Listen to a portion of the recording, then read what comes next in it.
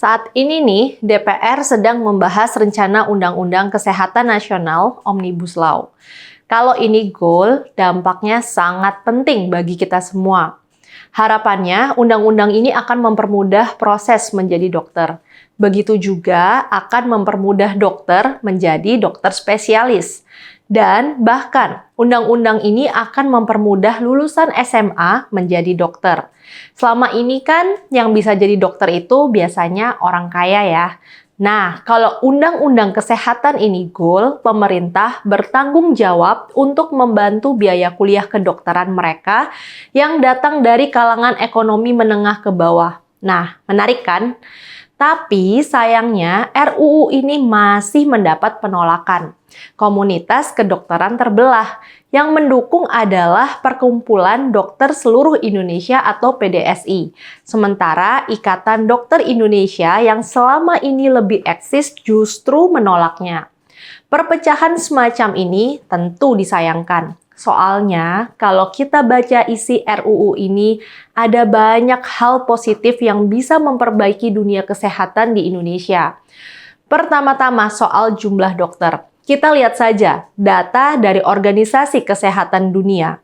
Menurut WHO, rasio dokter untuk warga negara Indonesia adalah 1 dokter berbanding 1.000 pasien.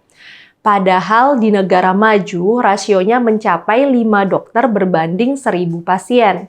Sebenarnya, jumlah dokter yang tersedia di Indonesia sekitar 270.000, tapi nggak semuanya bisa praktek.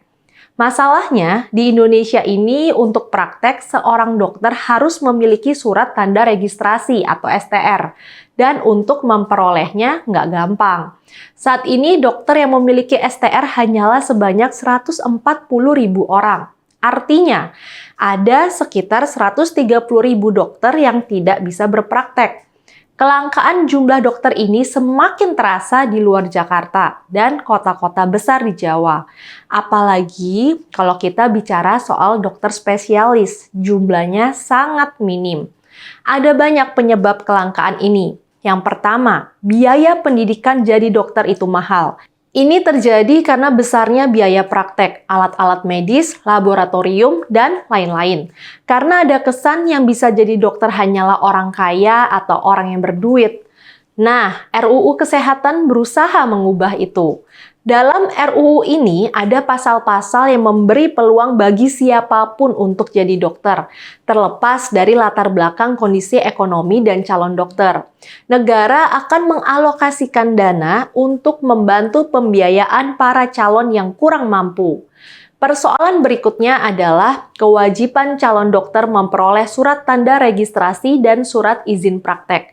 Untuk memperoleh kedua surat ini sama sekali nggak mudah. Yang mengeluarkan STR adalah Konsil Kedokteran.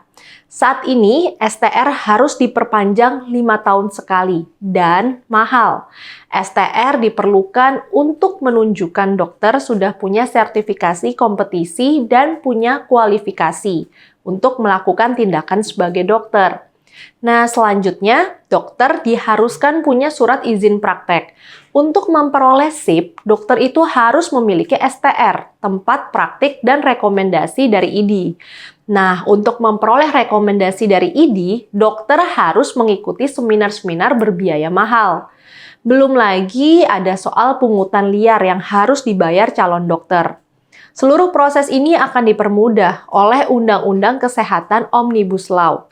Surat tanda registrasi akan berlaku seumur hidup, gratis, dan bisa diperoleh secara online. Izin praktek pun akan dikembalikan ke negara.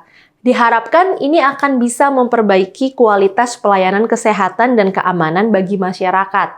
Persoalan lain adalah soal dokter spesialis. Ada dugaan selama ini terjadi diskriminasi bagi calon dokter spesialis di Indonesia. Akibatnya, jumlah lulusannya terbatas dan tidak seimbang dengan kebutuhan masyarakat. Ini menghambat lahirnya dokter-dokter spesialis baru. Kalau di Jakarta, kondisinya mungkin nggak buruk-buruk amat. Tapi di berbagai daerah, dokter spesialis sangat langka. Dalam proses menjadi dokter spesialis, ada soal senioritas. Para dokter junior dalam rangka memperoleh spesialis harus mendampingi dokter senior di bidang tertentu. Nah, celakanya banyak dokter senior yang seneng ngebully dan mempersulit dokter-dokter junior itu. Sang junior sulit untuk melawan karena dia membutuhkan rekomendasi dari dokter seniornya. Persoalan-persoalan ini juga akan diakhiri Undang-Undang Kesehatan Omnibus Law. Proses menjadi dokter spesialis akan juga dikembalikan ke negara dan dibuat lebih transparan. Kalau ini bisa kita wujudkan, bukan saja jumlah dokter spesialis yang akan meningkat, animo dokter untuk menjadi spesialis pun diharapkan juga tumbuh. Indonesia tidak akan lagi kekurangan dokter spesialis. Biaya masyarakat berobat ke dokter akan lebih murah karena pungli-pungli yang membebani dokter akan hilang. Selain itu, Undang-Undang Kesehatan Omnibus Law juga bisa memberikan perlindungan terhadap dokter dari gugatan dan kriminalisasi. Ini bukan berarti dokter bisa memperlakukan pasien semaunya ya. Tapi RUU ini akan memperkuat fungsi Konsil Kedokteran Indonesia sebagai lembaga pengawas etik dan disiplin. Dokter yang mengambil program spesialis akan dipermudah dan digaji melalui pendidikan spesialis berbasis rumah sakit. Jadi, seperti dikatakan tadi, kalau RUU ini jadi disahkan, bangsa Indonesia akan diuntungkan. Lalu, kenapa IDI menolaknya? Mungkin karena dalam RUU ini peran IDI dalam pengawasan, pembinaan, penerbitan, rekomendasi terhadap dokter baru dan surat tanda registrasi dihilangkan. Menurut IDI, praktek dokter seharusnya tidak dipermudah begitu saja. Rekomendasi IDI tetap diperlukan dan STR tetap harus dievaluasi setiap 5 tahun sekali. IDI khawatir bila proses itu diabaikan, kualitas dokter di Indonesia akan menurun dan membahayakan kesehatan masyarakat. Kita tentu berharap proses penolakan ini tidak berlarut-larut. Semoga RUU Kesehatan Omnibus Law bisa segera dilahirkan dan membawa manfaat bagi bangsa Indonesia. Saya Rizka Putri, undur diri.